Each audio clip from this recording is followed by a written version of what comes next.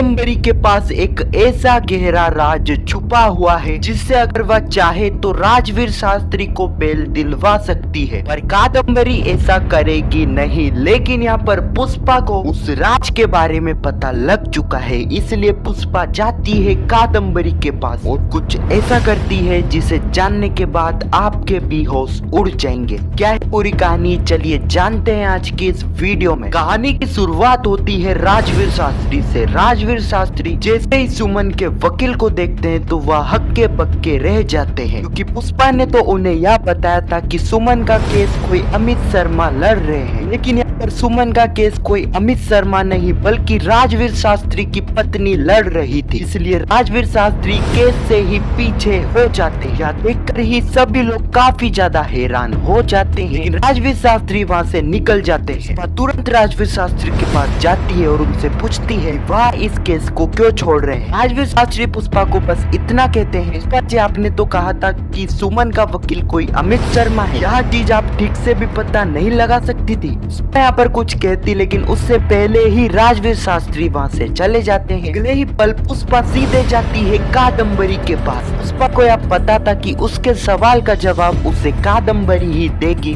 कादम्बरी को कहती है, कादम्बरी तुम्हें पता है ना कि राजवीर शास्त्री जी ने इस केस को लड़ने से क्यों मना कर दिया। कादम्बरी कहती है, पुष्पा तुम सही जगह आई हो, मुझे पता है कि राजवीर शास्त्री ने इस केस से लड़ने से मना क्यों कर, और मुझे यह भी पता है कि अचानक अमित शर्मा को दिल्ली क्यों जाना पड़ा, लेकिन मैं तुम्हें यह बताऊंगी नहीं। लेकिन पुष्पा मैं तुम्हें एक सवाल का जवाब दे सकती हूँ। राजवीर शास्त्री ने केस लड़ने से इसलिए मना कर दिया कि उनके सामने जो केस लड़ रहा था वह और कोई नहीं बल्कि तुम्हारे राजवीर शास्त्री की पत्नी थी, और उनको मैंने ही राजवीर शास्त्री के सामने करा है। कैसे वो तो मैं तुम्हें नहीं बता सकती हूँ, क्योंकि वह एक राज है। सुनते ही पुष्पा के पैरों तले जमीन खिसक जाती है और पुष्पा को यह भी समझ आ जाता है कि राजवीर शास्त्री ने केस लड़ने से मना क्यों कर दिया। अगले ही सीन में हम कादम्बरी और सुमन को देखते हैं। कादम्बरी को यह पहले से ही पता था कि सुमन ने जो भी आरोप राजवीर शास्त्री के ऊपर लगाए वो सारे ही आरोप फेक। कादम्बरी इस बारे में सुमन से पूछती भी है। यह सुनते ही सुमन एक्टिंग करने लगती है, लेकिन कादम्बरी सुमन को कहती है, सुमन मुझे यह पता है कि जो भी आरोप तुमने राजवीर शास्त्री के ऊपर लगाए हैं वो सारे ही आरोप फेक है। राजवीर शास्त्री ने कभी तुमको हाथ भी नहीं लगाया है, लेकिन घबराओ मत, इस बारे में मैं किसी को नहीं बताऊंगी। यह सुनते ही सुमन के पैरों तले जमीन खिसक जाती है। सुमन सोच में पड़ जाती है, कादम्बरी को यह सब कैसे पता चला। अगले ही पल हम पुष्पा को देखते हैं जो कि राजवीर शास्त्री से मिलने के लिए जेल में पहुंच गई थी। पुष्पा के सामने आते ही राजवीर शास्त्री काफी ज्यादा गुस्सा हो जाते हैं और पुष्पा को कह देते हैं कि उसे